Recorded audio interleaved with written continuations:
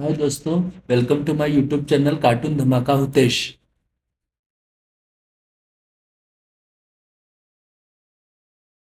क्योंकि बहू झूठ नहीं बोलती। सुधा और राकेश के 3 बेटे थे। शादी के बाद तीनों माँ बाप से दूर रहते और सिर्फ त्योहारों में आते। माँ जी, पिताजी, अगली बार आप लोग हमारे घर आइएगा। अरे नहीं बहू, सब यहीं आ जाते हैं तो घर खिला खिला लगता है। हाँ बहू, तू हमेशा बुलाती है तो जरूर आएंगे तेरे पास भी। हाँ हाँ, दीदी का घर बड़ा जो है, सब कुछ आपने शादी के बाद दीदी को ही तो दे दिया था। हमें भी दिया होता तो हम भी बड़ा घर लेते। क्यों सुनील? अरे नहीं नहीं, पापा ने सबको एक बराबर ही दिया है। छोटी बहू, क्या चाहिए तुम्हें, बोलो। वो आपके सोने की चेन वाली घड़ी है ना, वो अगर आप मुझे, तभी वहाँ मजली बहू भी आ जाती है। और मुझे ना आपका मंगलसूत्र कितना लंबा, सुंदर और भारी भी है।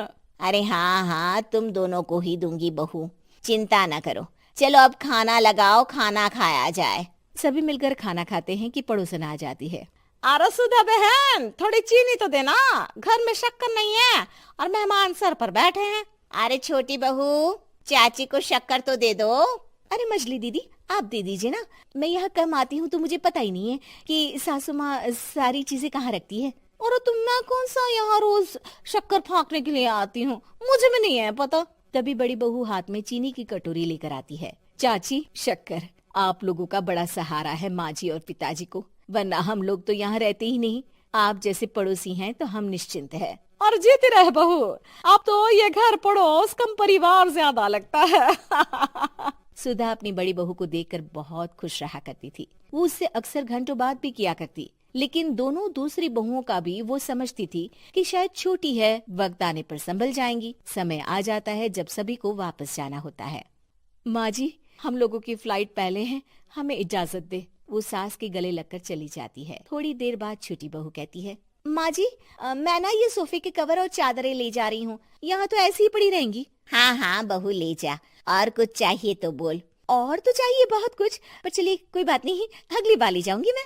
ऐसे ही मंजली बहू भी घर का बहुत सारा सामान ले जाती है। सभी के जाने के बाद सुधा राकेश से कहती है, घर कितना सूना लग रहा है ना। हाँ, और खाली भी। तुम्हारी दोनों बहुएं सब बटोर गई।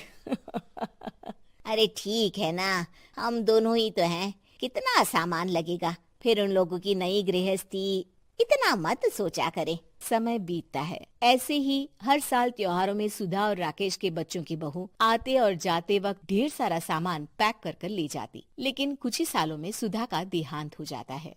पिताजी, आप यहाँ अकेले क्या करेंगे, हम लोगों के साथ चलिए। अरे नहीं नहीं बहू, इस घर में सुधा की यादें हैं, मैं उसे नहीं छोड़ सकता हूँ। अब तुम लोगों की माँ नहीं रही। देख लो, वैसे तो मैंने उसके जीते जी सब कुछ दे दिया है, लेकिन कुछ उसका पर्सनल कीमती सामान था जो ये है, ले लो। सामान में होती है एक घड़ी और एक मंगलसूत्र। माँ जी ने कहा था कि वो ये घड़ी मुझे देंगी। हाँ हाँ पिताजी, माँ ने सबके सामने ये घड़ी सरिता को देने के लिए कहा था। उठा लो सरिता माँ की घड़ी। अब क्या था, छोटी बहू फट से घड़ी उठा लेती है। और पिताजी, ये मंगलसूत्र तो माँ ने मुझे ही देने को कहा था, याद है ना? वो सभी की ओर इशारा करती है। तू भी ले ले ये हार बेटा, कोई बात नहीं। मंजली फटाक से हार उठा लेती है।